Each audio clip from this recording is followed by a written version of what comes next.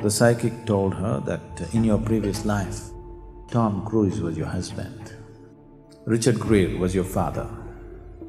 She just went crazy. If you remember 10 lifetimes ago, it'll drive you nuts. If I tell you what happens in Samyama, fear will come or disbelief will come. Layers of past unconscious mind will just come up and work itself out. Suddenly, you find your body is beginning to crawl around like a snake. If you really want to see something of the past, you must be able to raise yourself into very heightened levels of awareness.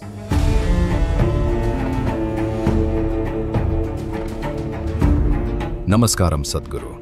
Is it possible to explore one's past lives? Is there a way to explore past lives? I know a lot of absolutely ridiculous things that are going on in Bombay about exploring one's past lives. These things are being done in such unscrupulous ways. A lady, you won't believe she is from Bombay, unfortunately. She is from Bombay, but she's now in United States for many years. They made it very big in United States. At one time, on a particular year, this couple earned the maximum amount on the share market. They were the biggest earners on the share market on that particular year. So you can imagine, in United States, the biggest earner per particular year means what they would have earned, okay. Big money they got into. And she's gotten into this whole thing that now she's mad about all this Hollywood stuff and all this. She's got homes, a couple of homes in Beverly Hills and here, there, everything just to be around there in the scene. And she's gotten hooked onto a psychic who charges $90 per hour consultation on the telephone. In person, it is more. So this psychic has been telling this lady, which this lady firmly believes. So the psychic told her that in your previous life, Tom Cruise was your husband, Richard Gere was your father. So you just have to be around. They will notice you today or tomorrow. So the husband is going nuts because the woman is trying to somehow fall into the eyes of Tom Cruise, throwing parties and buying homes around the place. The husband is just going crazy. Then it came to my notice and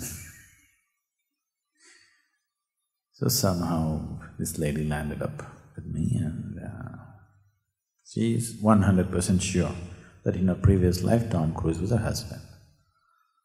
I knew she's strong on that, so I said, okay, it must have been.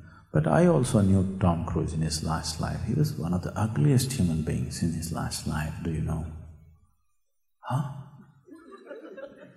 She never imagined that he could have a different body. She thought he will be just like that. So I said, I knew him very well in the past life. And he was so ugly, unbearably, do you remember?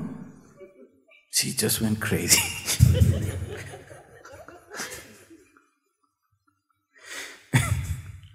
So this is what past life stuff is doing to people, driving them crazy and, all kinds of fanciful things. That's not the purpose. They're just ridiculous psychological exercises. If you really want to see something of the past, you must be able to raise yourself into very heightened levels of awareness where it'll cut through the memory lines. But what's the point? Right now, what has happened in this life, you're not able to handle the memory. What happened 10 years ago, you suffer. When you're in this condition, if you remember 10 lifetimes ago, it'll drive you nuts, isn't it? So there is no point. But at the same time, there are Whatever you call as past life is just unconscious layers of the mind in terms of memory. If you bring yourself to heightened levels of awareness, these unconscious layers of the mind which are ruling you from within could be broken down, could be dissolved. I don't know if they showed you… Did they show you some clippings of Samyama meditation? It's a 8-day program where we do… It's a very intense process. I think yesterday also we spoke something about this. If I tell you what happens in Samyama, fear will come or disbelief will come. Let's say you're sitting and meditating. After some time, you're fully conscious, but suddenly you find your body is beginning to crawl around like a snake. You know it is happening, you want to stop it, but the body is just crawling like a snake. You come out of meditation, you're perfectly normal. You sit for meditation, it crawls. Then maybe it hops around like a bird, maybe it goes around like a dog or a tiger or something, many forms it may take. Why this is happening is, in the unconscious layers of the mind, there are so many dimensions which are not in your excess, but which are influencing everything that you do. So if you go through a process where with the heightened levels of awareness, you bring unconscious layers of the mind into conscious states, not in terms of memory, but in terms of energy and experience, you can work these things out and leave yourself completely free in a big way within yourself. In that context, it is relevant. But remembering something, memory-wise, is not of any consequence. It'll only complicate and mess up your life. Suppose you realized your neighbor's dog was in your previous life, was your husband. Then you'll start throwing stones at your neighbor's dog.